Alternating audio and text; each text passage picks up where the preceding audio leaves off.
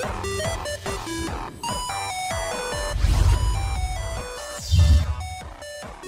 to GLHF Radio, where it's all fun and games till someone pukes.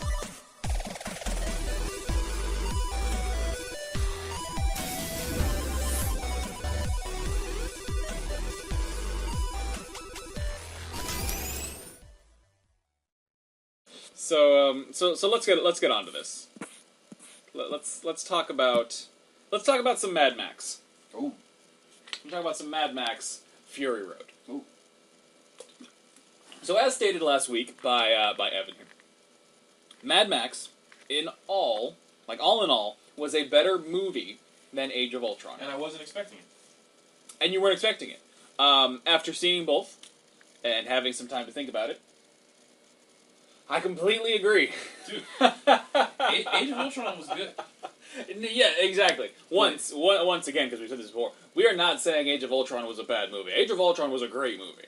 You know, the action was great, the characters were awesome, Vision was great. Was he? What, that scene you told me about when he held the hammer, I don't care that you told me, Yeah. it was awesome. Yeah, I was like, oh my god. It was legitimately great. Also, when you talked about Ultron being kind of like a campy villain, not so menacing or threatening, I wasn't sure what you meant. After seeing the movie, you're absolutely right. Yeah, he's too... You're not rooting for him, but you don't necessarily, like, all the time feel that he's the threat that they sold him as in the trailers. Right. He's making all these jokes. Yeah, exactly. Funny, you know? And if there's someone out there who knows why, like, maybe it was supposed to be like that for a certain reason, please tell us, because we'd love to know.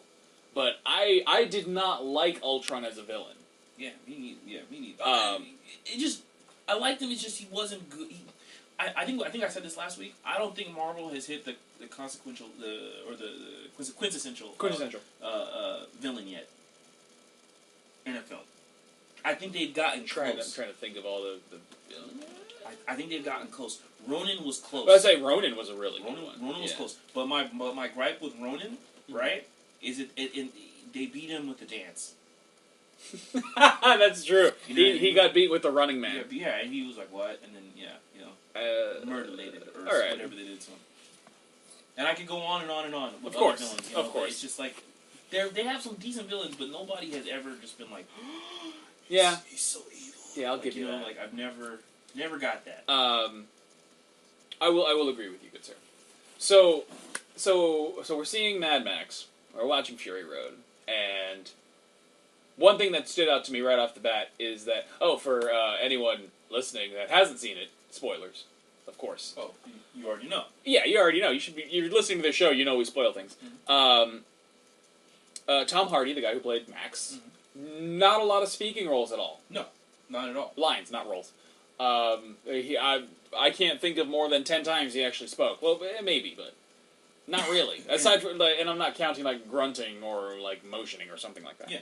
So the whole premise, set post-apocalyptic world, things are crap, everyone fights for gas and money and resources and whatnot. And resources, right. Now this is a continuation of the Mad Max timeline. Which I thought was interesting because I kept thinking, like, whenever he was doing the flashbacks, I was like, okay, they're gonna show, they're gonna relay what's going on. But they don't. So they completely expect you to know everything that's happening. It's very true. This is 20. I don't know how many years have passed. I'm sorry, since Mad Max. I think the one before this would be Thunderdome.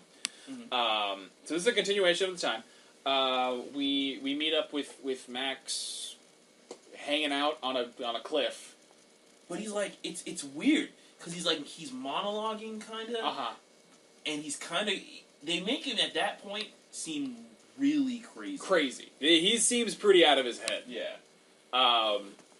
He takes a nice bite out of a lizard. Yeah. Has a nice little snack, and then gets captured. Gets chased down and captured by some marauders and taken to what do they call the place? I don't know. I don't remember what they call it. But anyway, the main camp of the main bad guy, Immortan Joe. Yes. Very. I like the look of the movie.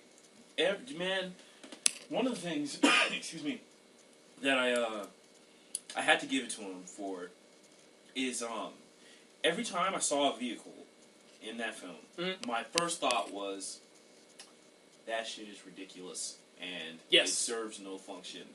Yes. There's no reasoning behind the way that it looks like that. And then it would proceed to shut me up to show you its purpose. everything. Its purpose to which it is perfectly designed. Yep. Yes, for exactly what it's doing at that exact time. It is perfectly designed. And you're just like, oh, okay, You're like, that's what that was for. That's the sickest thing. Like, now I get it. Like, there was those, towards the end, when they were trying to slow down the war rig. Right. And they had those cars that had the harpoon on the front. They had the harpoon on the front, and the tractor thing on the back. Plow on the back. Yes. And I was like, why is that there? Why is that on the back? And they did it, and it was dragging, and I was like, okay. Like, these people are geniuses. Or the giant poles on the cars. I that sway had back and no forth. idea what the hell those were when I first saw them. Until. And then they use them, and then I'm like, that makes I was absolutely like, okay, perfect sense. all right, I am an idiot. All right. They got it. This is Why didn't I think of that? This is why they rule that world, and we don't. You know what I mean? This is why they made it. So Immortan Joe is the guy that, rules over this land, keeps... he lives in some kind of plateau, like rock formation thing, that has access to a supposedly infinite amount of water. Did they say infinite amount? I don't know, because they say later on in the movie they talked about how it's pumped up from underground. Yeah. So it must be at least a vast amount. I was wondering about that, like, because it has to be vast, right? Right. I'm gonna say something weird. Okay. Could you technically blame Immortan Joe? Let's say. Okay. Let's say that he's a sane man, Right. which he clearly was not. No. But let's say that he was, and one would have to think that if there is very little plumbing or very little resources in this world, right? They can't expect that. No one could expect that water to be infinite. I will agree with you there. I can see that. So, while I do think he was dirt for not sharing as much as he could, a part of me was like... You can't blame him for keeping it all. I blame him for the fashion in which he was doing it. Okay. But I could see the thought behind, somehow we have to reserve this water and make it work. But he could have figured out a better way to divvy it up, for sure. Because, he turned it on for like 5 minutes, and like dudes were like, not even 5 minutes. 5 seconds, really, yeah. And dudes were squabbering already, you know what I mean? So, it's, So the tool. So you have Immortan Joe, he's running this whole line. He has this vault of the most beautiful women that he keeps for breeding and having kids. Hey, some of them look scary, though. Which ones look scary? They They were all pretty fly. There was one that looked kind of scary, though. It was the super platinum blonde one. Only because she had really super platinum hair and, like, deep eyes. And she just looked scary. And, like, and she had that, like, I think she had, like, a piercing that went from, like, her nose or something. She had a weird piercing thing going on. I don't know. She was the one that scared me. She scared me. All the rest of them were fly. Yes. I'm going to be slightly racist to say the black chick was super bomb. Yes, she was. Mainly because of the... Yes. Okay. Yeah. Y'all can wonder what I said. Yeah, but, go see the movie and find out. Yeah, but she was. Yes. The other one, the chick from Transformers guy. That's what I was saying. Yeah, I don't remember what her name is, but she was the Transformers. Which one was the worst? Well, I don't know if you can. Not Revenge of the Fallen. Dark Side of the Moon. No. Okay, all of them after one are bad. Well, yeah, I know. But which one was that? Was that all of them? Yeah, so no. I'm talking about which movie was she in? Oh, she was like in the third one. Which one was that? I don't know, man. That's why I said the bad one. How many? But they're all. I know. You can't say. You have Transformers. Okay. You have what was the second one? I don't know. Rise of the Fallen. Revenge of the Fallen. Revenge of the Fallen. Then you have Dark Side of the Moon. Okay.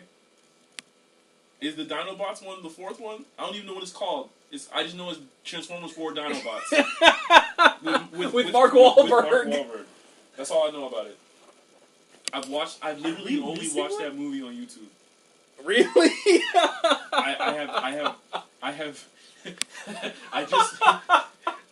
I just went into YouTube and I was like, okay. I had to watch it. I was like, Dinobots, what show me what's up. Right. And it was garbage. I think I saw that movie in theaters. Oh, man. That's Yeah. rough life. Yeah, I don't know why I did that. Well, anyway, the chick from there, she's in the movie. She plays a pregnant girl, but whatever. So Charlize Theron, her character named Furiosa. Oh, who's amazing. Yeah, absolutely. Is, I guess, Immortan Joe's, like, head honcho, big hunter. War chief, I think. War chief? I think that's what they call her. But I could be wrong. She leaves, she's leading a convoy out to get gas and bullets and everything else like that. Yeah. And as she leaves, she deviates from the path because she's kidnapped or taken the breeders, Mm-hmm. and it wants to take them to the land of green, Mm-hmm. which is, I guess, some, big verdant land where she was born, Mm-hmm. that you don't find out till later on in the movie, to take them all the way, where I guess only women live? Or I guess maybe when she was there, only women lived? Because the way they talked about it, like, they called it the land of many mothers. I don't know. I'm not too sure. Uh-huh. Part of my thought was that maybe it's just that the women ruled. Okay, I can see that. They were the ones that were all the leaders. I can see that. Yeah, I'm not too sure about that. So as they're going along, they're obviously chased by all of the Immortan Joe's men and everyone to get back the breeders, because they need them back. The War Boys. The War Boys, that's right, the War Boys, who are all these pasty white bald kids. And this is gonna sound weird Mhm. because they're clearly the antagonists of the movie. Yes, part of Yeah, the yeah. antagonist forces. They're kind of my favorite characters in the film. They're really great characters. Everyone who they picked to act out those characters, like who they gave lines to and who you paid attention to, did amazing at them. Just before the show we were talking about it.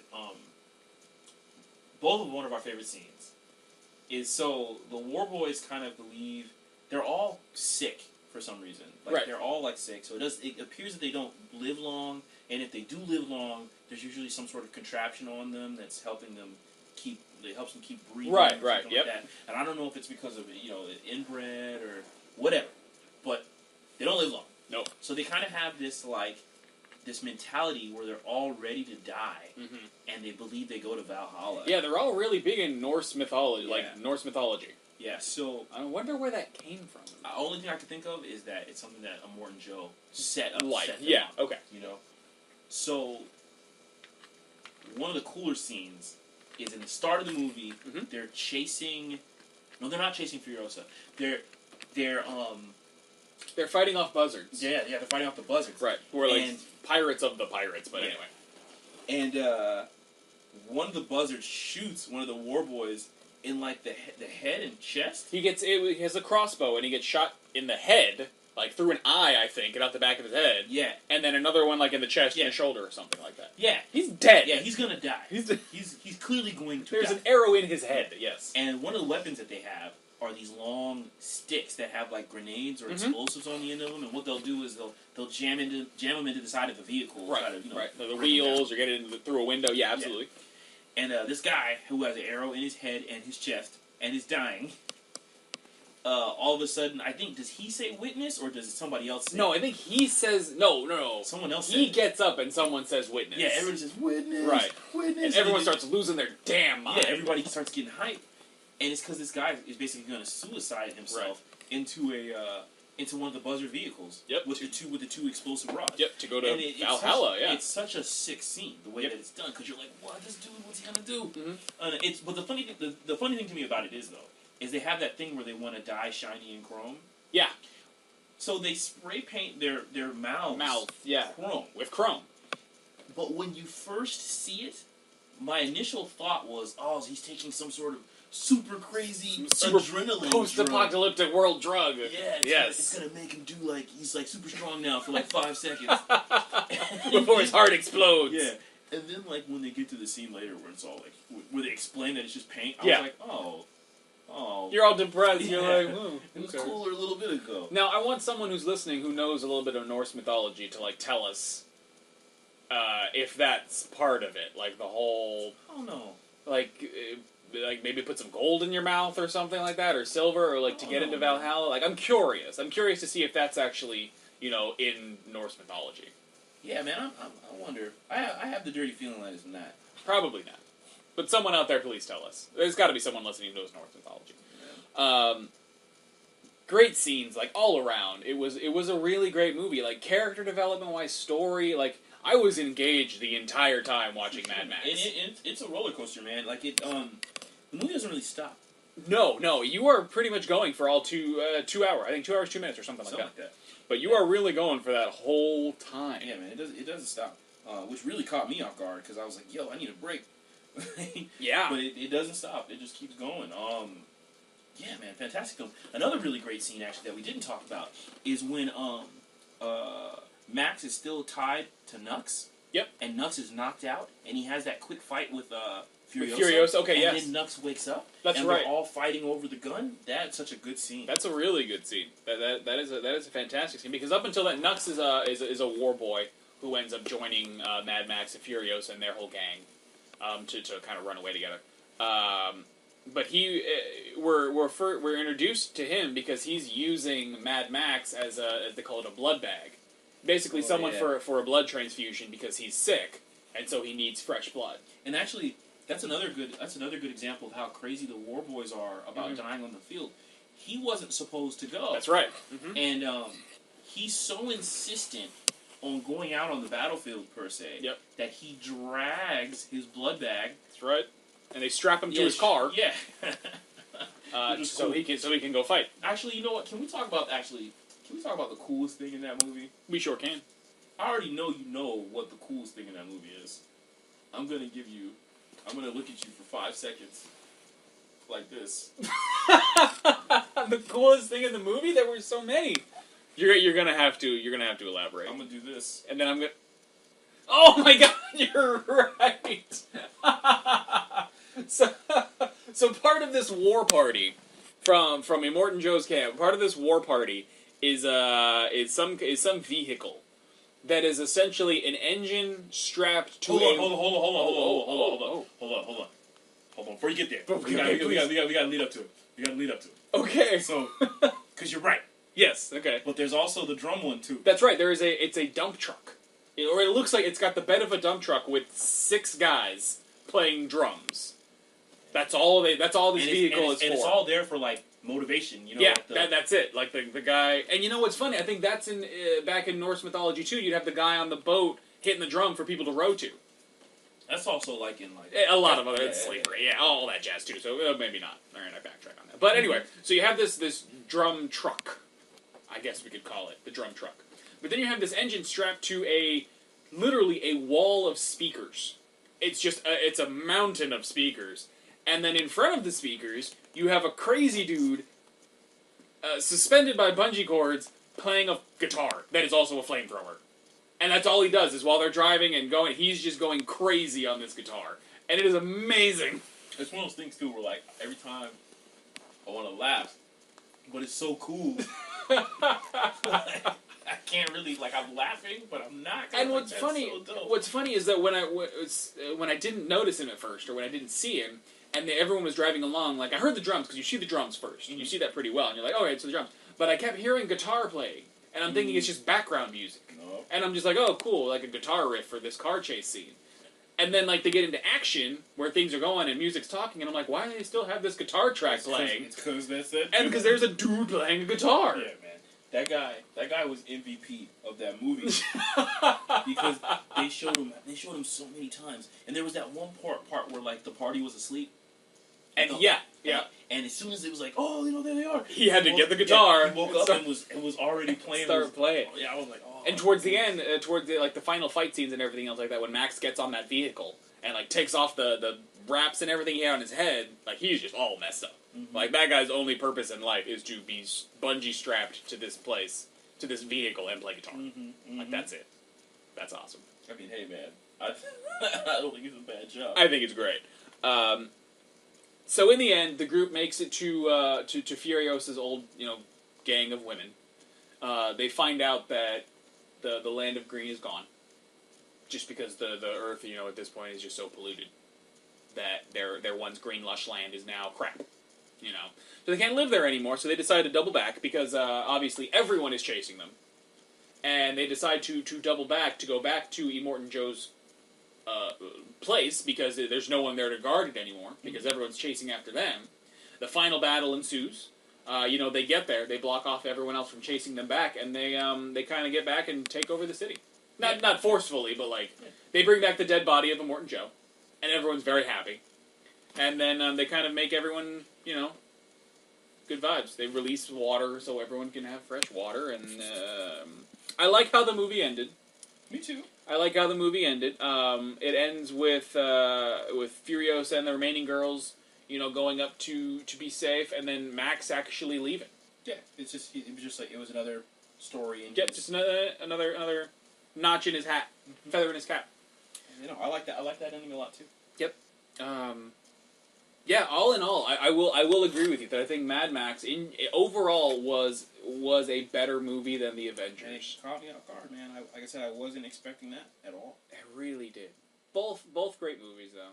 Yeah, definitely, man. Real quick.